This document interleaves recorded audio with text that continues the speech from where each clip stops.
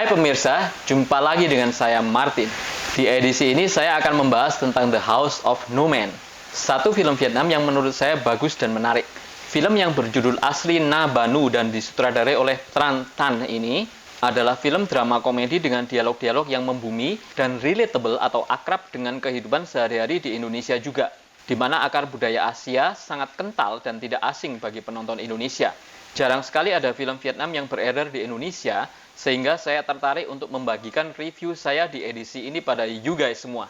Judul asli film ini, Na Ba Nu, bisa diartikan secara harfiah sebagai rumah nenek.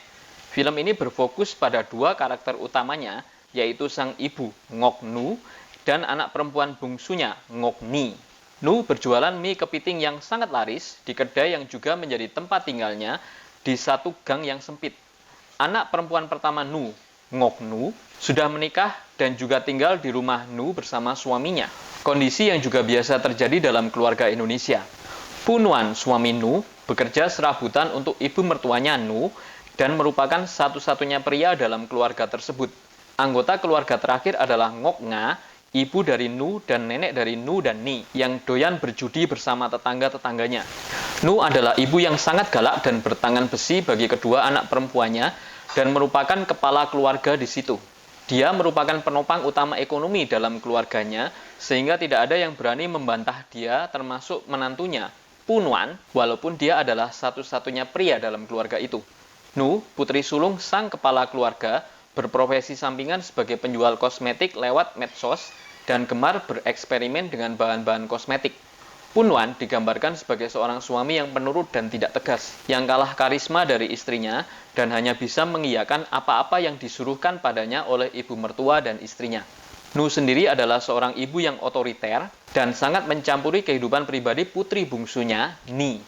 Kamar Ni harus selalu rapi, tidak boleh ada barang berceceran di meja kamarnya, baju tidak boleh ditata sembarangan, sampai kuku kaki Ni dia potong sendiri bila menurutnya sudah terlalu panjang. Namun atmosfer ini dibawakan dengan penuh kelucuan dan tidak dengan gaya mendayu-dayu, sehingga kita sebagai penonton dibuat geli dengan tingkah Nu. Komedi yang disajikan di sini berhasil memancing tawa saya. Ni sendiri cuma bisa pasrah dengan perlakuan ibunya. Selain membantu-bantu ibunya di kedai mie kepiting, Ni juga seorang mahasiswi jurusan perbankan. Kegalakan Nu tidak cuma pada keluarganya, tapi juga pada pengunjung-pengunjung kedai mie kepitingnya. Namun tetap saja kedai mie kepitingnya ramai pengunjung. Tidak pernah sepi. Satu ketika, Ni diundang pesta ultah oleh sahabat ceweknya, Lan. Ni pun kemudian bersiap-siap dan berpakaian yang boleh dibilang masih pantas dan sopan untuk persiapan ke pesta itu. Namun begitu Nu melihatnya, dia langsung protes dan menyuruh Ni berganti pakaian karena menurutnya bagian dadanya terbuka sedikit. Ni yang sebetulnya keki dengan perintah ibunya, akhirnya menurut saja dan berganti pakaian yang tertutup di bagian atasnya. Nu juga mendesak Ni untuk makan malam bersama terlebih dahulu sebelum pergi, walaupun Pu Nuan menantunya sempat nyeletuk, buat apa dia makan lebih dulu, toh di pesta ultah nanti pasti ada jamuan makan juga. Namun perintah Nu di keluarga itu seperti titah Tuhan yang tidak boleh dibantah oleh siapapun juga. Ni pun akhirnya terpaksa makan malam sebelum berangkat. Saat sampai di pesta ultah Lan, di mana atmosfer ultahnya gaul banget dan anak muda banget, dengan dekorasi kekinian dan bergaya seperti suasana diskotik, Ni jadi terlihat kuno dan janggal di antara para undangan. Lan sempat jengkel dan mengatakan bahwa Ni berpakaian seperti biarawati saja. Oh ya, Lan yang diperankan oleh Puong Lan, wajahnya mirip banget sama bintang sinetron kita Helmalia Putri. Lan sendiri adalah karakter pemaksa yang kocak pada pacarnya yang juga hadir di pesta ultahnya. Disinilah Lan memperkenalkan Ni pada sepupunya John yang baru pulang dari Amerika, di mana dia berkuliah jurusan arsitektur. John kebetulan adalah anak tunggal dari keluarga yang tajir. Mereka pun saling tertarik satu sama lain di pesta ultah Lan itu. Ketertarikan mereka digambarkan dengan kocak banget, di mana Ni berdansa dengan gaya norak yang mengundang tawa, juga John dengan gayanya sendiri. Karena keasikan bersama John, Ni telat pulang sehingga memancing kemarahan Nu. Dia sampai melarang Ni berhubungan lagi dengan Lan dan semua orang yang namanya berawalan L. Ni jadi makin keki dengan tingkah berlebihan ibunya ini. Makin dilarang, makin menjadilah hubungannya dengan John. Nu bertindak lebih jauh dengan menyuruh Nuan, menantunya, untuk antar jemput Ni ke kampusnya. Harus ada foto bahwa mereka sudah sampai di kampus Ni sebagai laporan. Untuk bertemu dengan Ni, John harus bela-belain menyebut Ni di kampusnya untuk bolos kuliah dan berkencan. Ni sendiri menyogok kakak iparnya supaya meloloskannya pergi dengan John. Ni tahu bahwa kakak iparnya sering pergi minum-minum bersama teman-temannya malam-malam sehabis kerja. Hal ini sering membuat Nu kakaknya marah-marah pada suaminya ini. Ni menawarkan solusi supaya Nuan bisa tetap minum-minum malam-malam bersama teman-temannya dengan tenang, dengan menawarkan diri untuk membukakannya pintu saat dia pulang sehabis minum-minum, sehingga dia bisa terhindar dari kemarahan istrinya. Sebagai imbalannya, Nuan harus tutup mulut soal hubungannya dengan John pada keluarganya. Nuan akhirnya menerima tawaran Ni ini. Lama-kelamaan hal ini terendus juga oleh Nu. Nu murka begitu tahu bahwa putri bungsunya ini berpacaran dengan John. Ni bahkan sampai terlibat terlalu jauh dan hamil duluan. Nu tambah ngamuk-ngamuk saat tahu bahwa Ni menunjukkan tanda-tanda kehamilan. Kondisi yang kurang lebih sama juga terjadi pada John. Orang tuanya juga hampir sama seperti Nu, yang begitu dominan dalam menentukan jalan hidup anaknya. Mereka tidak menyetujui hubungannya dengan Ni. Salah satu sebabnya adalah mereka pernah kena semprot Nu saat makan di kedai mie kepitingnya. Nu yang tidak terima Ni diamili oleh John bahkan bertindak lebih jauh dengan melabrak John saat seremoni serah terima perusahaan ayah John kepada anaknya yang dihadiri oleh wartawan dan banyak orang. Berita ini pun tersebar dengan cepat dan membuat malu kedua orang tua John. Ayah John kemudian memerintahkan anaknya untuk kembali ke Amerika menyelesaikan kuliahnya. Protes John sama sekali tidak dihiraukan oleh ayahnya. Sang ayah tidak mau berbesan dengan Nu yang menurutnya sangat tidak pantas perilakunya. Ni lalu kembali dimarahi habis-habisan oleh ibunya. Saking murkanya, Nu sampai menampar Ni. Dari sini film mulai bergulir ke arah drama yang menyentuh. Dialog-dialog antara Ni dan Nu begitu natural dan membumi. Terasa wajar tanpa dibuat-buat. Dalam beberapa dialog juga terasa menusuk di hati saya selaku penontonnya. Ternyata terkuak bahwa latar belakang dari sikap Nu yang otoriter berawal dari kekecewaannya terhadap mantan suaminya, ayah dari Nu dan Ni, yang meninggalkan mereka dulu sehingga dia harus mencari nafkah sendiri demi menunjang kehidupan keluarganya. Dari sinilah Nu beranggapan bahwa semua laki-laki adalah bajingan. Sedangkan dari pihak Ni sendiri, dia merasa terkekang dengan sikap ibunya yang terlalu otoriter terhadapnya. Dia merasa ibunya terlalu mengatur-ngatur hidupnya sehingga dia tidak bisa bebas menentukan sikap sendiri. Sang ibu berargumen bahwa dia cuma ingin anaknya mempunyai penghidupan yang baik dengan menguliahkannya di jurusan perbankan, sehingga Ni akan punya pilihan yang baik dalam hidupnya bila tidak mau meneruskan usaha mie kepitingnya. Nu beranggapan bahwa kuliah di jurusan perbankan adalah jaminan masa depan yang lebih baik kelak saat Ni memilih untuk bekerja di luar kedainya. Dari sini kita sebagai penonton dibawa untuk berempati pada Nu dan mengerti latar belakang sikap otoriternya terhadap anak-anaknya. Untuk melihat satu permasalahan dari dua sisi dan mengajak kita untuk berpikir lebih jauh sebelum menghakimi satu masalah. Inilah salah satu nilai plus dalam The House of No Man. Karena Nu sudah terlanjur murka dan Ni sendiri sudah tidak tahan terhadap sikap ibunya, Ni memutuskan untuk minggat dari rumah malam itu juga. Nu sendiri tidak menghalangi niat anaknya walaupun dia sangat marah dengan keputusan itu.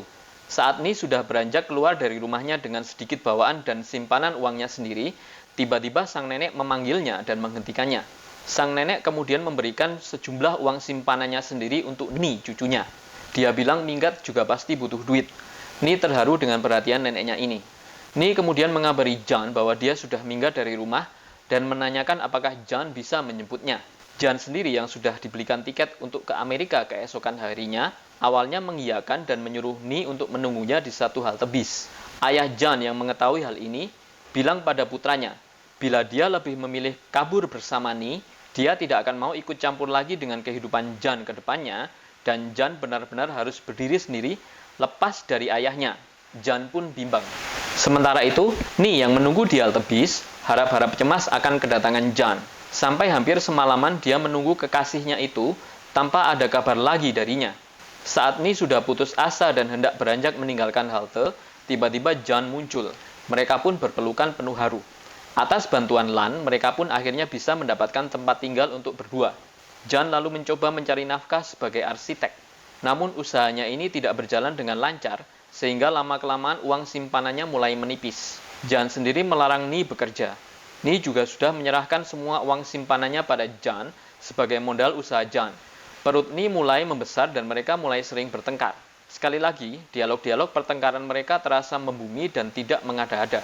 Yang biasa kita temukan dalam pertengkaran suami istri yang umum terjadi dengan permasalahan yang umum pula, yang dekat dengan kehidupan sehari-hari kita.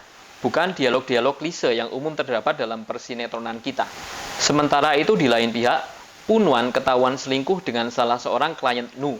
Nu marah besar padanya, juga ibunya. Punwan beralasan bahwa selama ini dia merasa tidak menjadi laki-laki sejati selama hidup sebagai seorang suami dan menantu di rumah Nu ini. Dia merasa diperlakukan bak sampah selama ini, sementara bersama selingkuhannya, dia merasa diperlakukan sebagai layaknya seorang laki-laki. Selama minum-minum bersama-sama teman-temannya, juga dia merasa sebagai seorang laki-laki yang selayaknya, bertentangan dengan perlakuan yang dia terima di rumah Nu. Memang awalnya dia mencintai Nu, sehingga dia rela diperlakukan seperti itu oleh mertua dan istrinya. Cintalah yang membuatnya tetap tinggal. Namun lama-kelamaan, dia jengah juga diperlakukan seperti itu terus-menerus, seolah-olah dia tidak ada harganya dalam keluarga. Dia mengaku sebenarnya sudah berusaha keras untuk bersikap seperti yang diharapkan istri dan ibu mertuanya. Namun dia merasa semua usaha itu sia-sia karena perlakuan mereka tetap tidak berubah padanya.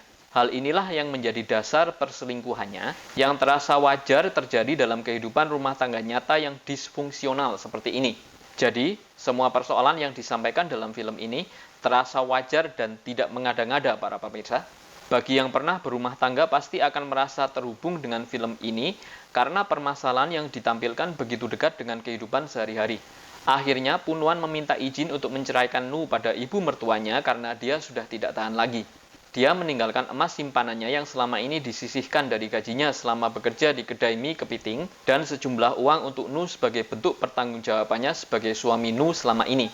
Punwan pun pergi meninggalkan Nu yang meratap-ratap agar dia tetap tinggal. Adegan selanjutnya menampilkan flashback dari kehidupan Nu saat kedua anak perempuannya masih kecil. Nu marah-marah pada suaminya karena lebih memilih menghabiskan waktu bersama teman-temannya daripada bersama keluarganya di rumah. Ternyata alasan sikap suaminya itu sama dengan alasan Punwan yang lebih suka menghabiskan waktu bersama teman-teman minumnya. Suaminya merasa Nu tidak memperlakukan dia selayaknya sebagai seorang laki-laki. Dia bilang Nu adalah wanita jahat yang tidak bisa menghargai suaminya. Untuk alasan itulah dia pergi meninggalkan keluarganya. Jadi apa yang dialami Nu akhirnya berulang pada anak sulungnya. Nu menjadi sedih karena hal ini. Sementara itu, pertengkaran antara Ni dan John semakin hebat sampai pada akhirnya Ni dengan perut yang sudah semakin besar dengan sangat berat hati memilih untuk kembali ke rumah ibunya. Begitu dia sampai di gang dekat rumahnya, seorang pengendara motor menabraknya sampai dia terjatuh. Dari sela pahannya kemudian mengalir darah akibat kecelakaan itu. Ni berteriak minta tolong lalu pingsan. John yang mendengar kabar itu segera pergi hendak menemui Ni di rumah sakit. Sesampainya di sana, Nu dan putri sulungnya ternyata sudah sampai lebih dulu. Melihat John, Nu menjadi murka dan langsung menyerangnya sampai-sampai petugas rumah sakit turun tangan untuk mencegahnya berbuat lebih jauh. Nu begitu marah karena John telah menyia-nyiakan anaknya begitu rupa. Kemudian diceritakan bahwa bayi yang dikandung Ni tidak bisa diselamatkan. Ni kemudian memutuskan untuk memulai hidup baru dengan membuka toko barang keramik kerajinan tangan yang sudah menjadi passionnya dari dulu.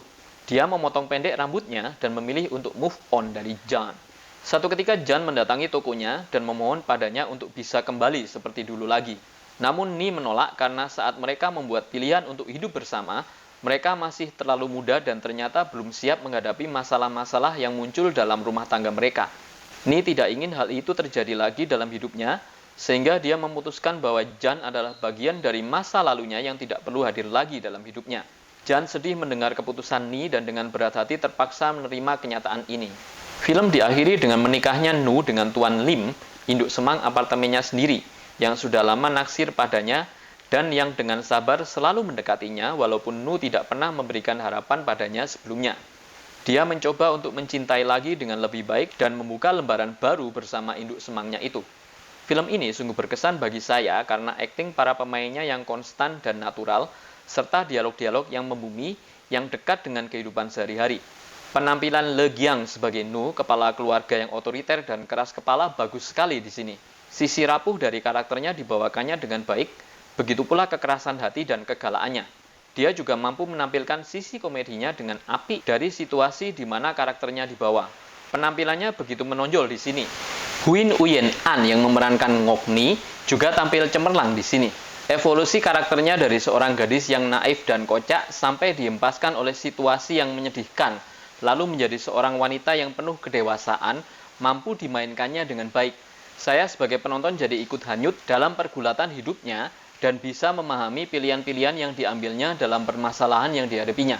Sebagai seorang gadis muda yang masih hijau sampai akhirnya hamil dan keguguran, mampu ditampilkannya dengan meyakinkan. Emosi yang ditampilkannya begitu nyata dan mampu menghanyutkan saya sebagai penontonnya. Tran Tan, sutradara The House of No Man, juga ikut tampil sebagai Pun Wan, menantu tersia-sia dalam kedai mie kepiting. Sebagai seorang loser, dia tampil bagus. Demikian juga saat dia akhirnya tampil jantan dengan emosional saat akhirnya memutuskan untuk bercerai dari istrinya.